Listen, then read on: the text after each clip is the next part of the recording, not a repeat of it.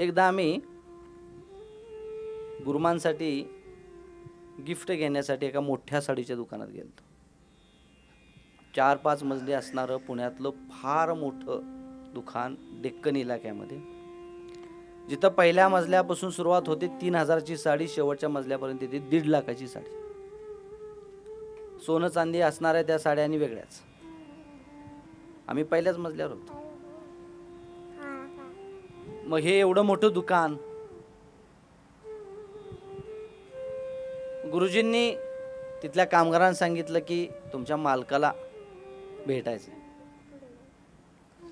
मग आम्ही त्यांच्या केबिनमध्ये गेलो. केबिनमध्ये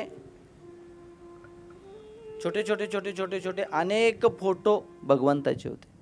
साहजिक आहेत, असतात दुकानात. आवडतं लोकांना पूजायला, उदबत्ती लावायला, आरती करायला. तर तिथं आम्ही जाऊन 5 मिनिटं होईस तोपर्यंत त्यांची ती पूजा अर्चा झाली.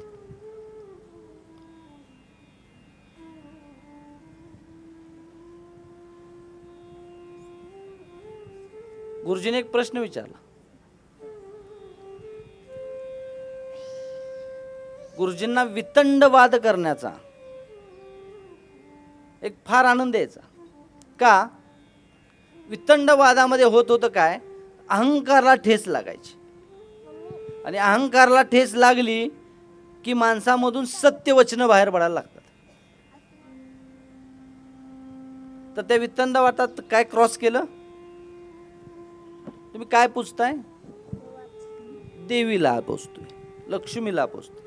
का पूजतोय? लक्ष्मी आहे तर आम्ही आहे, लक्ष्मी आहे तर सगळं आहे. लक्ष्मी आहे ना, काहीच.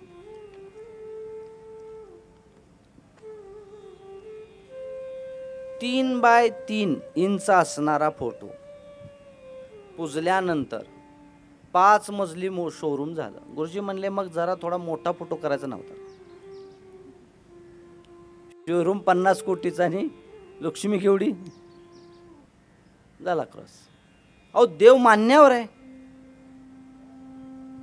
देव मान्यावर. ठीक आहे. त्यांनी दुसरा विषय छेडायला सुरुवात केली गुरुजींनी. आम्ही शेजारी बसलेलो. जगात श्रीमंत कोण माहिती आहे का तुम्हाला? माहिती आहे का तुम्हाला कोणाला जगात श्रीमंत? बिल गेट्स घेऊयात ना आता तात्पुरतं. बिल गेट्स घेऊयात. त्यावेळेला बिल गेट्स होते. Bill Gates. एक गंमत सांगतो म्हणले तुम्हाला. तो कोणत्या लक्ष्मीची पूजा करतो ते बघता का? म्हणजे काय होईल? 50 कोटी नाही, जगात श्रीमंत होत चाल. कबीरांचं एक दोहा फार सुंदर आहे त्याविषयी.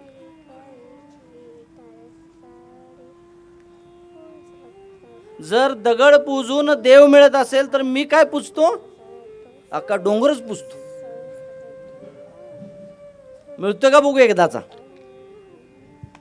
म्हणून अध्यात्मामध्ये कर्मकांडात आपण अडकलोय का शुद्ध भावात अडकलोय का शुद्ध प्रीतीमध्ये अडकलोय का खरंच आपण अध्यात्माच्या योग्य मार्गात आहोत, योग्य ट्रॅकवर आहोत, हे तुम्हाला गुरुशिवाय सद्गुरूशिवाय कळूच शकत नाही.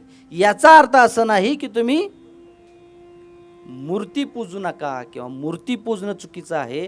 हे काही वेळेला सद्गुरू असतील, संत असतील, असं वाटतं की हे नास्तिक आहेत की काय. ते खरं सांगत असतात तुमच्या मनाला टीच करून की खरं अध्यात्म काय, भगवंत नेमका कुठे आहे.